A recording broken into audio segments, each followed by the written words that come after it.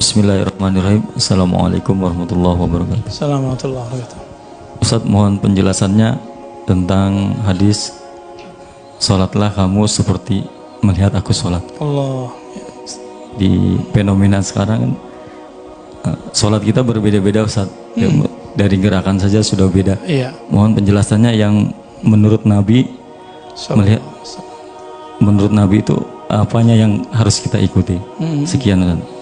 Imam Syafi'i, Imam Nawawi, khususnya Imam Nawawi mengatakan salat menurut Nabi nggak mungkin, mustahil. Nabi itu khusyuk. Nabi kalau takbir hilang dunia dan akhirat, yang ada cuma Allah, Allahu Akbar. Kalau antum takbir kan tuh bentak ustad. Karena waktu kampanye beda nolnya. Yang pernah begitu tobat ya. Tobat serius. Kenapa? Ali bin Abi Thalib jika takbir itu hilang sakit-sakit yang ada di punggungnya. Jadi Ali bin Abi Thalib itu pernah di Sahih Bukhari punggungnya kena panah. Ketika takbir itu dicabut, hilang, rasa sakitnya nggak ada. Abu Bakar radhiyallahu taala anhu ketika takbir hilang suaranya, nggak kenceng. Kalau antum kan tambah kenceng, Allahu Akbar. Saya aja takut dengernya, apalagi yang beda nol sama antum. Bisa jantungan, copot jantungnya itu. Dalam Sahih Bukhari, tidak diriwayatkan di Sahih Muslim. Dalam bagian salat, Imam Bukhari meriwayatkan Nabi bersabda, "Sallu kama ra'aitumuni usalli." Ini coba lihat kalimatnya pelan-pelan. Salatlah kamu seperti kamu melihat aku salat. Nabi nggak ngomong gini, "Sallu ka salati." Salatlah kamu menurut aku salat, berdasarkan aku salat. Enggak mungkin, Pak. Nabi kalau salat, surga neraka langsung depannya. Coba antum kalau ngeliat neraka kabur, ngelihat surga nggak mau balik. Nabi Idrisnya nggak mau balik, ya kan? Ada yang lebih kuat imannya dari Nabi Idris? Nggak ada. Itu rahasianya kenapa Allah belum perlihatkan surga saat kita sholat. Padahal Nabi mengatakan, ketika aku berdiri di tempat ini, aku memandang surga. Maka aku maju selangkah ingin memetik buahnya, tiba-tiba berubah menjadi neraka. Aku mundur satu langkah. Apa kata Nabi? Uridat alayya a'malu ummati. Di saat Nabi sholat Kusuf, dulu namanya sama kusuf dan khusuf, ahli fikih yang membedakannya bulan dengan matahari. Aku melihat semua amal umatku. Maka antum duduk sekarang, Nabi telah lihat dulu. Semoga itu tanda syafaat Rasulullah ada pada kita, amin. Uridat alayya a'malu ummati. Ini penjelasan Sayyid Muhammad Alawi Al-Maliki tadi yang dikutip oleh Uwah ya. Semua amal umatku telah diperlihatkan kepadaku. Maka saksikan ya Allah, wahai Rasulullah, bahwa kami mencintai Nabimu Nabi Muhammad sallallahu alaihi wasallam. Ketika Nabi sholat, selesai sholat beliau cerita ketika khutbah, ketika aku berdiri, aku melihat amal umatku.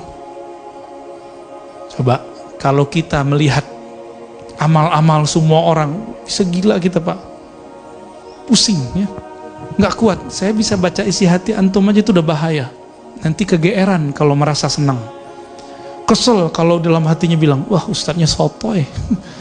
Ya, saya bilang, wah ini bahaya nih. Maka syukur kepada Allah kita nggak bisa baca isi hati orang. Nabi mengatakan, aku melihatmu dari depan dan belakang itu sama. Nabi emang punya mata di belakang? Enggak. Itulah disebut mukjizat Rasulullah SAW, atau oleh Imam Suyuti disebut dengan al-khasais, kekhususan Nabi SAW. Jadi jangan pernah bermimpi sholat seperti Nabi sholat, nggak mungkin. Seperti Abu Bakar aja antum nggak sanggup, seperti Ali aja antum nggak sanggup. Cucunya Ali, namanya Ali Zainal Abidin, itu yusolli, seperti dikatakan oleh Imam Zahabi. Imam Zahabi ini murid Ibnu Taimiyah, Imam Ahlus Sunnah. Yusolli kulla yawm alfa rakaah, setiap hari sholat 1000 rakaat. Saking kecanduannya sholat. Kita canduannya apa? YouTubean. Semuanya wajah-wajah YouTube nih ya. Ya matanya udah mulai kena soalnya ya. Pada yang senyum-senyum berarti kena. Yang diem berarti wah Ustadz sotoy itu. Nabi katakan apa? Inilah kewajiban berguru. Jadi hadis ini adalah perintah berguru. Salatlah kamu seperti kamu melihat aku salat. Lihat Nabi salat nggak? Maka kita cari orang yang ketemu Nabi. Ketemu sahabat Nabi nggak? Nggak ketemu. Serius. Yang ketemu mimpi Nabi aja susah ya. Orang mimpi ketemu Nabi juga antum nggak percaya. Ya. Dan saya baca Imam Malik. Imam Malik mengatakan apa? Ma bittu lailan ila wa ra'aitun nabiyya sallallahu alaihi wasallam. Aku tidak tertidur malam hari kecuali aku memandang Nabi sallallahu alaihi wasallam. Imam Malik wafat 179. Nabi wafat tahun 11. Enggak ketemu. Tapi kok beliau mengatakan aku ketemu Nabi tiap malam. Itu Imam Malik loh. Ya. Saya kalau mau sholat sama, saya kalau mau sholat saya mengitikadkan saya ikut Nabi di depan. Tapi lewat siapa? Lewat guru saya, karena guru saya ngajarin sholat. Antum ingat nggak sholat waktu kecil? Guru kita punya guru nggak? Gurunya punya guru nggak? Terus sampai ke sahabat Nabi. Ternyata sahabat Nabi meriwayatkan cara angkat tangan Nabi beda. Ada yang sampai ke, ya nggak ada yang begini. Sampainya paling rendahnya di sini, paling tingginya. Nah, antara Imam Syafi'i membaca hadis yang sama dengan Abu Hanifah, hadisnya sama, yuhazi uzunai, sampai ke telinga. Bagi Imam Abu Hanifah itu begini caranya. Jadi antum nanti kalau ke Turki, cara sholat Turki itu begini.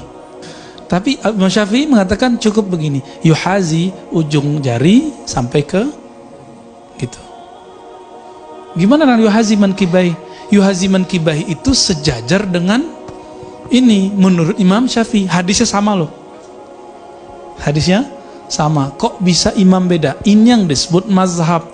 Jadi mazhab itu bukan buatan imam. Mazhab itu pemahaman imam meriwayatkan hadis-hadis yang berasal dari Nabi Sallallahu Alaihi Wasallam.